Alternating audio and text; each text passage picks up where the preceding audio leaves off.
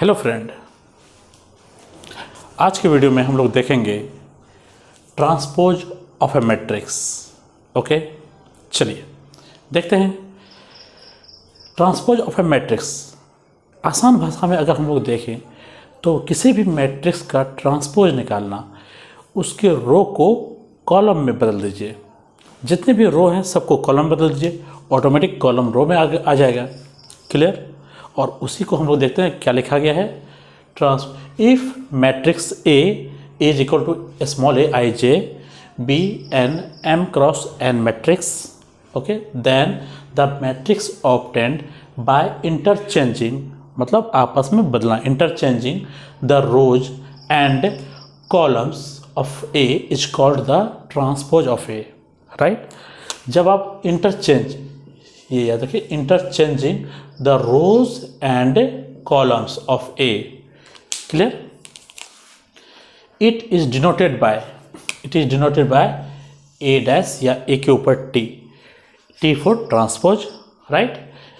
इन other words, दूसरे शब्दों में, if A is equal to small a I j m cross n, then A dash क्या हो जाएगा, स्मॉल ए, जिसे आई जे है, नंबर ऑफ रो आई है और नंबर ऑफ कॉलम जे है, वो इंटरचेंज होगा जे आई। राइट?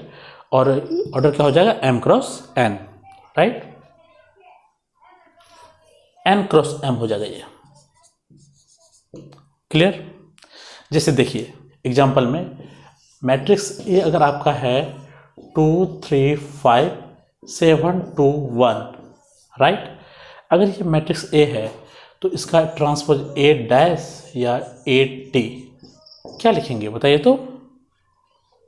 रो कॉलम में आ जाएगा, क्या हो जाएगा ये, 2 3 5 7 2 1। इसका ऑर्डर क्या है, 2 क्रॉस 3, और यहाँ का ऑर्डर क्या हो जाएगा, 3 क्रॉस 2। क्लियर? चलिए इसे नोट कर लीजिए।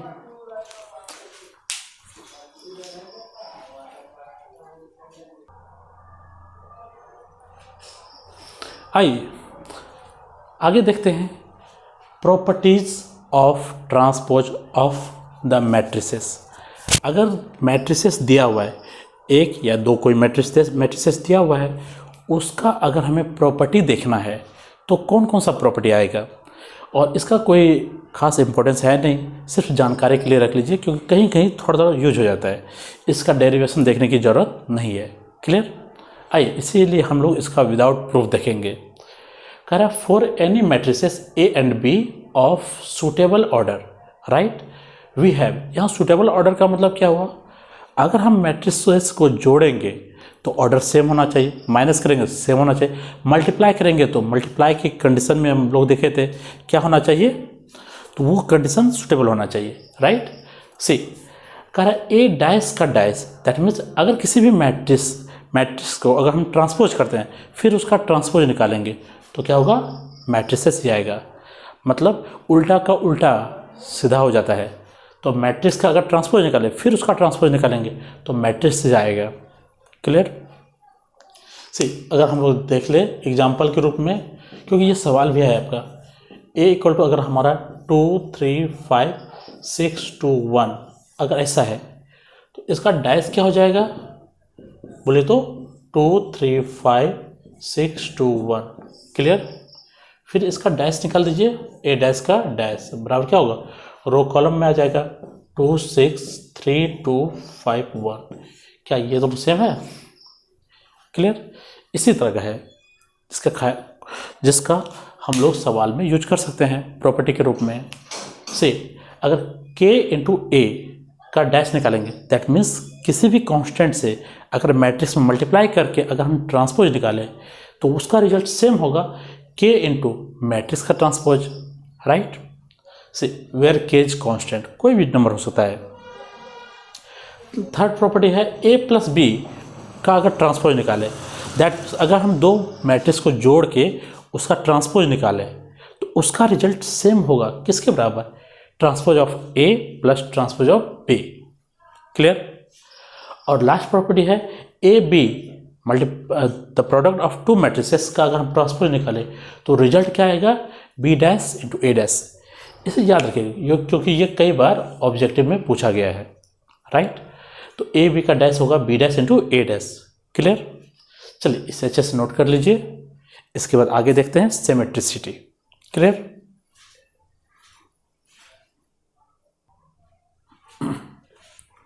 आइए अब हम लोग देखते हैं अगला topic, symmetric and skew symmetric matrix. Clear. Symmetric और स्क्यू सिमेट्रिक देख लेते हैं, इसका डेफिनेशन क्या है। Symmetric matrix, a square matrix A equal to Aij is said to be symmetric if A dash is equal to A, मतलब transpose of matrix A is equal to matrix A, matrix और transpose दोनों equal हो जाए, that is Aij equal to Aj, right, for all possible value of I and J। Clear. Example में है 513127376। जैसे इसका अगर ए डैश निकालेंगे तो क्या हो जाएगा, रो कॉलम में कर दीजिए 513127376। क्या दोनों इक्वल है क्या? See A equal to A dash, so this is called symmetric matrix. Clear. और इसी तरह से यहाँ पे है स्क्यू सिमेट्रिक का। क्या है डिफिनेशन, अगर A dash is equal to minus A, देख लेते हैं, a square matrix A is equal to A I J is said to be skew symmetric matrix if A dash is equal to minus A. ये condition याद रखिएगा, that is A J I is equal to minus A I J for all possible value of I and J. Clear, right. A J I equal to A I J minus के साथ है for all possible value of I and J. Now see, अगर ये result याद रखते हैं तो इसी में अगर हम आई और जे इक्वल कर दें, वही लिखा हुआ है। Now if we put I equal to J, I और जे इक्वल कर दें, then we have A I equal to minus A I. Clear. और जब इसको माइनस को लेफ्ट साइड लाएंगे 2ai, that is ai equal to 0। इसका मतलब क्या हुआ, जो भी डायगोनल एलिमेंट्स है जैसे a11, a22, a33, a44, ai for all possible value of i's is equal to 0, that means all diagonal elements are 0। Clear. This means all diagonal elements are 0, skew symmetric matrix are zeros. Clear. See, अगर यहाँ पे diagonal elements 0 है, क्योंकि check कर सकते हैं, जैसे इसका डैश निकालेंगे, इसका जैसे ए डैश निकालेंगे तो क्या हो जाएगा, ए डैश हो जाएगा आपका, रो कॉलम में कर दीजिए 0 e f minus e 0 g minus f minus g और 0। Clear, right. इसमें से अगर हम माइनस कॉमन लेंगे तो आपका ए के बराबर हो जाएगा। क्लियर। इसीलिए A dash is equal to minus A होगा। So this is called skew symmetric. फिर से एक बार देख लेते हैं, अगर किसी भी मैट्रिक्स में ए का ट्रांसपोज ए के बराबर है तो symmetric, A transpose equal to minus A है तो स्क्यू सिमेट्रिक। क्लियर। आसान भाषा में याद रखना है, क्योंकि ये जो है आगे सवाल में काफ़ी ज़्यादा आएगा, राइट। इसलिए अभी ये डिफिनेशन अच्छे से नोट कर लीजिए, ठीक है। वीडियो पॉज करके इसको अच्छे से नोट कर लीजिए, और कोई भी दिक्कत होगी तो हम फिर से सवाल में क्लियर करेंगे। क्लियर। चलिए नोट कर लीजिए इसको।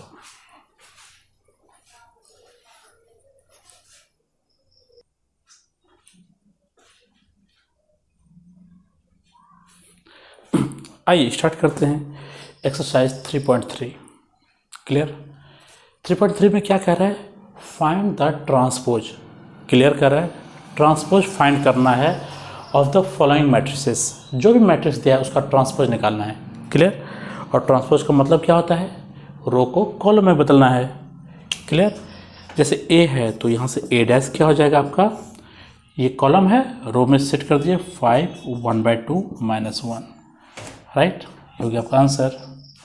इसमें क्या होगा, ए डैश रो कॉलम में सेट कर दीजिए 1 -1 2 3, क्लियर। और इसमें ए डैश क्या हो जाएगा, रो कॉलम में सेट कीजिए, -1 5 6 √3 5 6 2 3 -1। क्लियर, ये सभी आपका ट्रांसपोज हो गया। चलिए नोट कर लीजिए।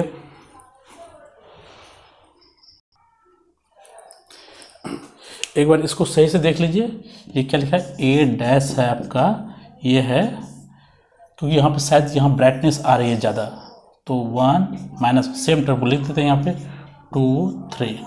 क्लियर, रो को कॉलम में। चलिए नोट कीजिए।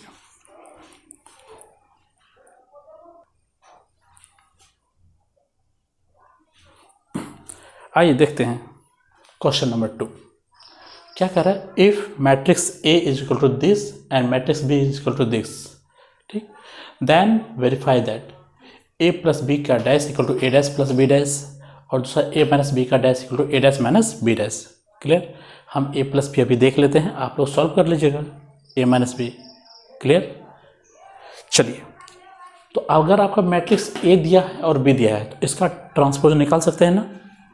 चलिए जल्दी से बोल दीजिए। तो यहाँ पे ए डैश क्या हो जाएगा आपका, रो कॉलम में सेट कर कीजिए, -1 2 3 5 7 9 -2 1 1 -2 1 1। जो आपका रो था उसको हम कॉलम में लिख दिए। यहाँ से बी डैश क्या हो जाएगा, -4 1 -5 को -4 1 -5 1 2 0 1 2 0 1 3 1 1 3 1। देखिए अगर यहाँ पे ब्राइटनेस आ रही होगी तो इस यहाँ पे देख लीजिएगा 1 2 0 को कॉलम में लिखे हैं, 1 3 1 को ये भी कॉलम में लिख दिए हैं। क्लियर, चलिए जब ऐसा हो गया तो सबसे पहले आप a प्लस बी निकालिए। यहाँ पे a plus b is equal to क्या हो जाएगा, a और b का प्लस कीजिए तो -1 और -4 क्या हो जाएगा, -5 2 और 1 3 3 और -5 -2 5 + 1 6 7 + 2 9 9 + 0 9 -2 + 1 -1 1 + 3 4 1 + 1 2। क्लियर, तो यहाँ पे अगर डैश निकाले तो a प्लस बी का डैश क्या हो जाएगा, रो को कॉलम में -5 3 -2 6 9 9 -1 4 2। क्लियर, इसको इक्वेशन 1 मान लीजिए। सही है। अब यहाँ देखिए RHS में ये हो गया आपका क्या, LHS 1 नंबर का। अगर हम RHS देखें तो RHS में क्या है, A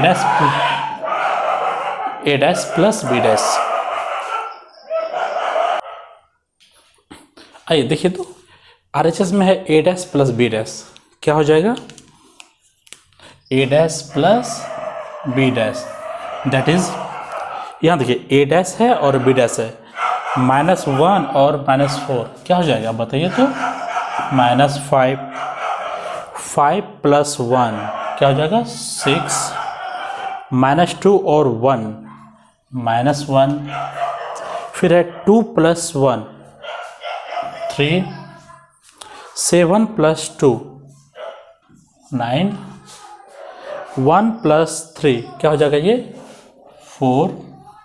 क्लियर, 3 और -5 ये हो जाएगा आपका -2, 9 + 0 क्या होगा ये 9, 1 + 1 = 2। क्लियर, ये इक्वेशन सेकेंड हो गया। फ्रॉम फर्स्ट एंड सेकेंड से क्या हो जाएगा, फर्स्ट एंड सेकेंड से। एक बार चेक कर लीजिए, ये इक्वेशन फर्स्ट है और ये इक्वेशन सेकेंड। -5 6 -1 के लिए सेम है, 3 9 4 सेम है, -2 9 और 2। क्लियर, तो LHS और RHS इक्वल हो गया, that is A plus B का डैश हो जाएगा आपका A dash plus B dash. Proved. Similarly आप सॉल्व कर लीजिएगा। सिमिलरली क्या हो जाएगा आपका second part, A minus B A minus B का डैश हो जाएगा A dash minus B dash. Clear? Main बात है रात का समय है, इसलिए बगल में डीओजी साहब शोर मचा रहे हैं। कोई नहीं, वो अपना काम कर रहे हैं, हम लोग अपना काम करेंगे। चलिए नोट कर लीजिए।